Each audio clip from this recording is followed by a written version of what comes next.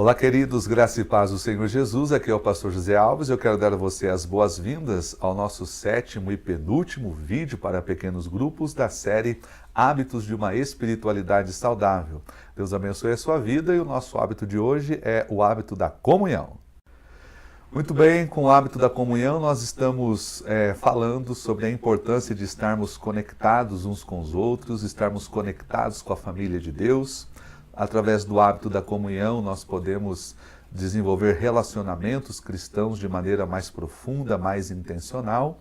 Lembrando a você que para desenvolvermos o hábito da comunhão, precisamos estar conectados com as atividades da igreja, as atividades do nosso ministério, estarmos servindo como voluntários também. Na semana que vem vamos falar sobre o hábito do serviço, devemos participar dos nossos cultos de celebração, devemos estar conectados com os pequenos grupos, assim como você está fazendo. Precisamos intencionalmente estarmos conectados uns com os outros para desenvolvermos o hábito da comunhão. E no vídeo de hoje eu quero falar com você sobre alguns temas muito importantes e fundamentais e sérios, podemos assim dizer, muito sérios, sobre algumas coisas que podem nos impedir de desenvolvermos o hábito da comunhão e alguns entendimentos que precisamos ter de como podemos desenvolver este hábito. Quero começar com você falando sobre um dos fenômenos que vem acontecendo nos últimos tempos e vem crescendo dentro do contexto evangélico no Brasil, é o fenômeno dos desigrejados. Hoje, as estimativas e as pesquisas nos mostram que o Brasil tem aproximadamente 4 milhões de pessoas que se consideram desigrejados. E você pode perguntar, o que são os desigrejados, pastor? Então preste atenção no que eu vou ler aqui para você. Os desigrejados são pessoas que já pertenceram ou cresceram em igrejas cristãs e que tiveram alguma experiência negativa com líderes ou o grupo a qual pertenciam. Sendo assim, saíram da sua comunidade de fé e procuraram viver a sua fé de maneira individual e autônoma. E hoje eles sempre repetem a famosa frase, Jesus sim, igreja não. Então estes são os desigrejados, pessoas que já tiveram experiências numa comunidade de fé, e essas experiências não foram tão boas, não foram tão agradáveis. Obviamente que alguns passaram por processos de abuso espiritual, foram liderados por pastores, por líderes, apóstolos, pessoas autoritárias, líderes que deixaram marcas negativas na sua alma, na sua espiritualidade, na maneira como compreendiam e compreendem igreja. Outros tiveram problemas de relacionamentos com membros dessas comunidades, dessas igrejas. Outros alimentaram expectativas que não foram correspondidas dentro da sua comunidade de fé. O fato é que muitos hoje se consideram desigrejados. São diferentes daqueles que nós intitulamos ou intitulávamos antigamente como desviados, que eram pessoas que abandonavam a fé ou abandonavam a sua comunidade, a sua igreja, e de fato voltaram a praticar atos pecaminosos, um estilo de vida totalmente fora dos padrões de Deus. Os desigrejados é um grupo um pouco diferente, porque eles apenas não frequentam mais uma comunidade de fé ou uma denominação específica, mas procuram viver a sua fé de maneira isolada, de maneira autônoma, de maneira individual. Outros ainda passam a formar grupos menores e grupos informais, evitando qualquer tipo de contato com igrejas mais institucionais ou mais organizadas. E o que acontece com esse grupo, com o grupo dos desigrejados, é que essas pessoas eles se tornam ferrenhos críticos das igrejas e dos pastores. Hoje, principalmente com o advento das redes sociais, nós vemos pessoas, não é? Colocando seus posicionamentos, o seu ponto de vista e se tornam críticos ferrenhos da igreja. fazem postagens, gravam vídeos, inclusive alguns que eram líderes da igreja, inclusive alguns que foram líderes proeminentes e muito conhecidos no contexto evangélico. Hoje tem canais, tem canal no YouTube, tem perfis no Facebook, e o objetivo deles é criticar, são críticos ferrenhos da igreja cristã, da igreja evangélica no Brasil.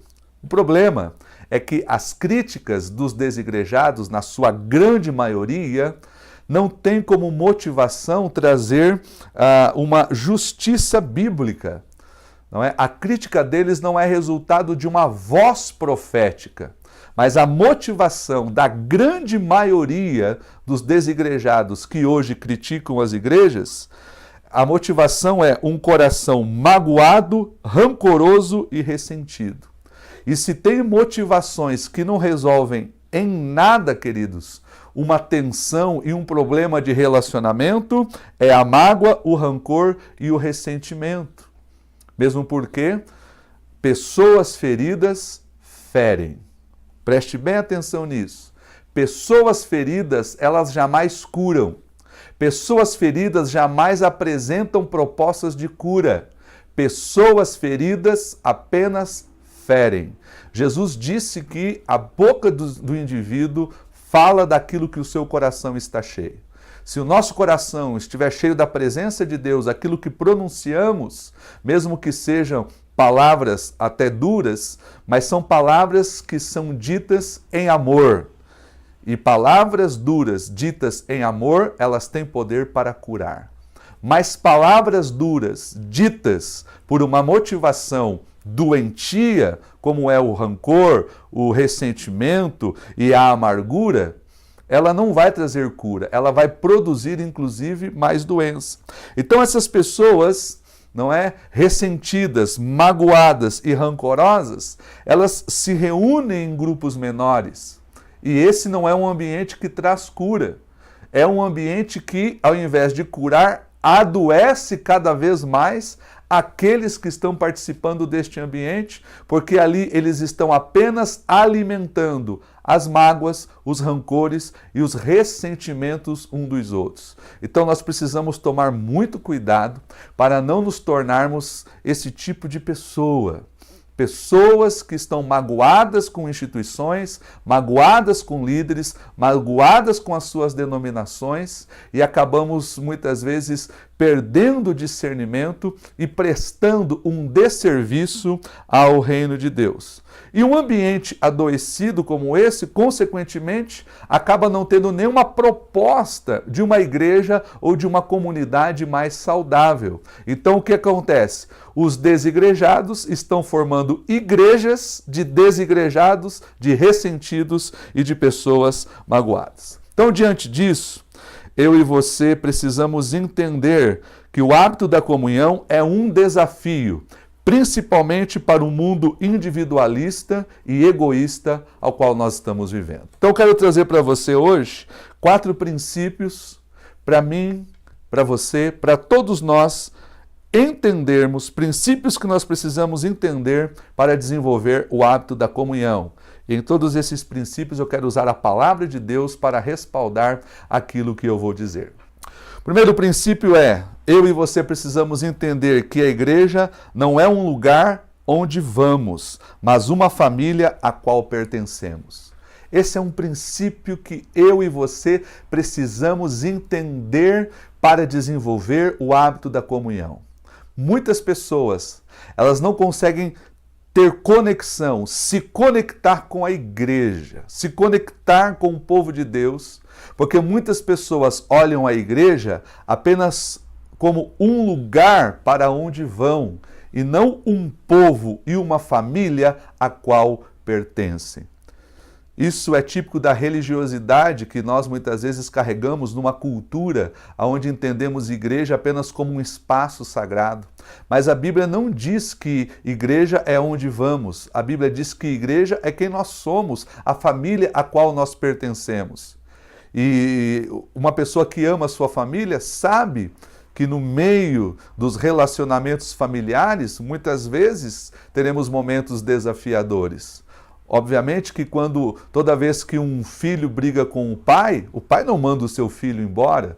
Todas as vezes que há uma briga entre pai e filho, o filho não sai assim de uma hora para outra, abandonando a sua casa, abandonando a sua família. Se toda vez que um casal tivesse um desentendimento, eles começassem a querer se separar, nunca haveria relacionamentos duradouros. O grande problema é que hoje as pessoas estão se tornando cada vez mais emocionalmente imaturas, cada vez mais imaturas emocionalmente. E por causa dessa falta de maturidade emocional, nós muitas vezes trazemos para a nossa vida uma impaciência e uma intolerância em relação aos relacionamentos. E algumas pessoas, inclusive, querem que as coisas sejam absolutamente do jeito que elas querem. Mas você não desiste da sua família, mesmo quando você tem momentos desafiadores. E olha o que Paulo diz em Efésios capítulo 2, versículo 19. Portanto, vocês já não são estrangeiros, nem forasteiros, mas concidadãos dos santos e membros da família de Deus. Membros da família de Deus. Então, eu e você precisamos entender isso. Para desenvolvermos o hábito da comunhão, precisamos entender que igreja não é um lugar onde vamos, mas uma família a qual pertencemos. Em segundo lugar, nós precisamos entender que Cristo morreu para redimir não apenas indivíduos, mas um povo. Quando o Senhor Jesus veio para morrer na cruz, ele veio para nos salvar. E o objetivo de Cristo não foi apenas nos salvar de maneira individual, mas foi nos salvar e nos reunir em um grupo, em uma família, como nós já dissemos. E este grupo, esta família, a Bíblia dá o nome de igreja. A Bíblia dá o nome de igreja. Cristo veio, morreu, nos salvou, para nos conectar com algo maior do que eu e você, um projeto maior do que eu e você, que é a família de Deus, a igreja, que a Bíblia também chama do corpo de Cristo. Olha o que o apóstolo Paulo disse em Efésios 5:25. Cristo amou a igreja e entregou-se a si mesmo por ela. Cristo, ele amou a igreja. E ele se entregou por ela. Então, a igreja é um projeto pelo qual Cristo deu a vida dele. Por isso, queridos, que a famosa expressão que muitas pessoas dizem, Jesus eu quero, igreja não, eu amo Jesus, mas não amo a igreja, não é uma expressão bíblica, não é um conceito e um pensamento bíblico. Não tem como você querer amar Jesus e não amar o povo dele. Não tem como você querer estar conectado com Jesus sem estar conectado com o povo dele, porque a Bíblia diz que a igreja é o corpo de Cristo. E se você quiser estar conectado com Cristo, você tem que estar conectado com a igreja. Esse é um pensamento diabólico, satânico e infernal. Vou dizer, diabólico, satânico e infernal, porque Satanás, ele sabe do poder que a igreja de Jesus tem, porque a igreja é o único grupo, é a única comunidade, é o único grupo que o Senhor Jesus Cristo disse que tem poder para prevalecer sobre as portas do inferno. Jesus Cristo disse, edificarei a minha igreja e as portas do inferno não vão resistir a ela, não vão prevalecer. Satanás sabe que quando estamos conectados, unidos uns com os outros como igreja, o inferno não consegue nos resistir. Por isso é que ele faz de tudo para fragmentar a igreja, enfraquecer a igreja, para poder fazer com que as suas obras prevaleçam. Por isso, se você está me ouvindo e me assistindo, quero que você preste bem atenção. Pertencer à igreja é pertencer a um projeto vencedor. Apesar de todos os problemas, apesar de todas as dificuldades, apesar de todas as decepções, eu e você precisamos encontrar no meio de todos os problemas, ver a beleza da igreja, do povo de Deus, do povo do Senhor Jesus. Então Cristo, ele morreu e ele se entregou por causa da igreja. Número 3, nós precisamos entender que o relacionamento com outras pessoas aperfeiçoa nossas vidas. A maneira de você desenvolver determinadas atitudes é somente se relacionando com outras pessoas. Existem alguns comportamentos, irmãos, existem algumas virtudes que nós só podemos desenvolver no relacionamento com outras pessoas. Por exemplo, a virtude do perdão. Você não consegue desenvolver perdão se você não se relacionar com pessoas que poderão de alguma maneira te ofender em algum aspecto. Você nunca vai exercitar o exercício do perdão se você não se relacionar com outras pessoas. Tolerância, paciência, longanimidade, caminhar segundo a milha. Nós nunca vamos desenvolver essas atitudes se não nos relacionarmos com outras pessoas. Então, os nossos relacionamentos, preste bem atenção, os nossos relacionamentos, eles fazem vir à tona o pior, mas também o melhor de nós. E como cristãos, como filhos de Deus, como pertencentes ao povo de Deus, o apóstolo Paulo, ele sempre está falando ele sempre está repetindo, não só o apóstolo Paulo, mas os escritores do Novo Testamento, e inclusive o próprio Jesus, sempre estão repetindo a seguinte expressão: uns aos outros. Esta é a doutrina da mutualidade. Não existe crescimento espiritual de maneira individual apenas. Crescimento espiritual completo envolve outras pessoas no processo. É quando eu aprendo a amar, eu aprendo a perdoar, eu aprendo a ser longânimo, eu aprendo a entender, eu aprendo a ser tolerante, eu aprendo a entender o ritmo do outro, não é? Os problemas e as limitações do outro. É no relacionamento com outras pessoas que nós vamos desenvolvendo virtudes, vamos mudando o nosso temperamento e o nosso comportamento. Provérbios 27:17 diz: as pessoas aprendem umas com as outras, assim como o ferro afia o próprio ferro. Tem horas que vai sair faísca, mas é um processo de aperfeiçoamento e você, se quiser crescer espiritualmente, não vai poder fugir disso. Em quarto lugar, eu e você precisamos entender que comunhão deve ser algo intencional. Naturalmente nós não queremos comunhão. Naturalmente nós queremos ficar no nosso cantinho. Principalmente quem é um pouco mais, quem não é tão, as pessoas que não são assim tão abertas para relacionamentos, as pessoas que não são assim tão entusiasmadas com relacionamentos.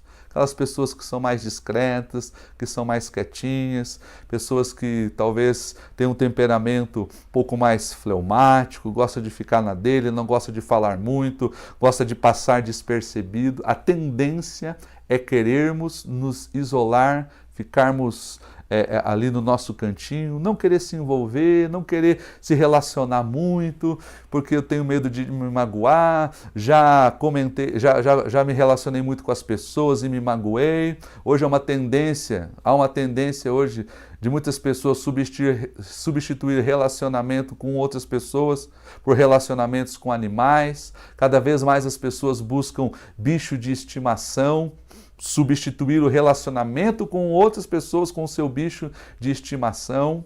E eu disse na nossa pregação sobre comunhão o seguinte: você não atrai, eu e você, nós não atraímos as pessoas que queremos, nós atraímos o tipo de pessoa que nós somos. Nós atraímos o tipo de pessoa que nós somos. Então, quando eu quero projetar sobre o outro algumas limitações, é que na verdade eu percebo essas limitações em mim. Eu percebo essas limitações em mim e eu quero projetar no outro essas limitações para que eu possa de alguma maneira me sentir um pouco melhor do que ele.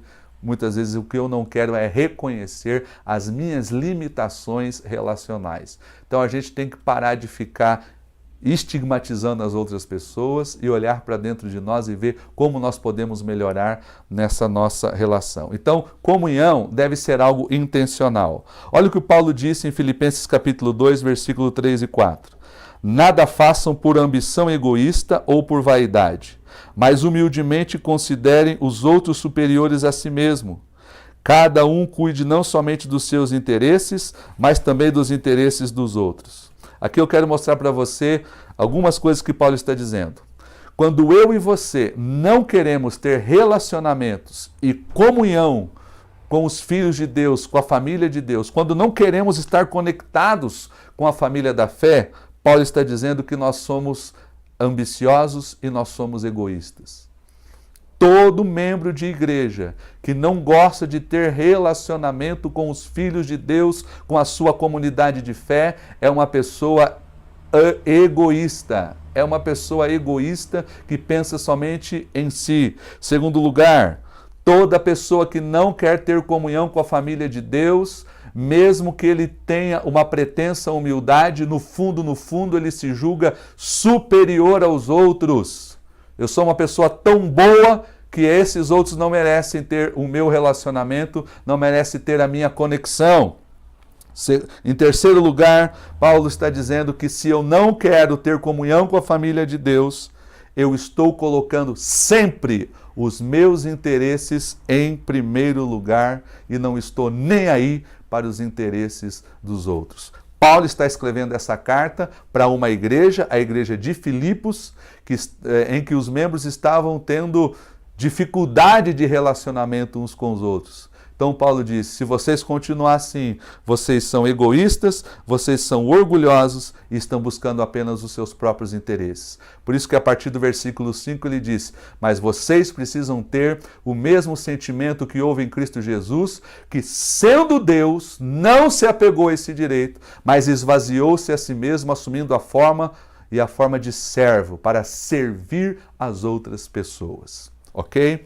Então essa foi uma conversa muito franca, trouxe alguns pontos muito importantes para vocês sobre comunhão. Fique agora aí com o seu líder de pequeno grupo, e eu sei que o pequeno grupo de hoje vai ter muitos pontos para vocês conversarem, aliarem e orarem juntos, amarmos uns aos outros. Deus abençoe a sua vida, foi um prazer estar com você em mais esse nosso encontro, e até a próxima semana, no nosso último vídeo da série Hábitos de uma Espiritualidade Saudável. Deus te abençoe e até lá!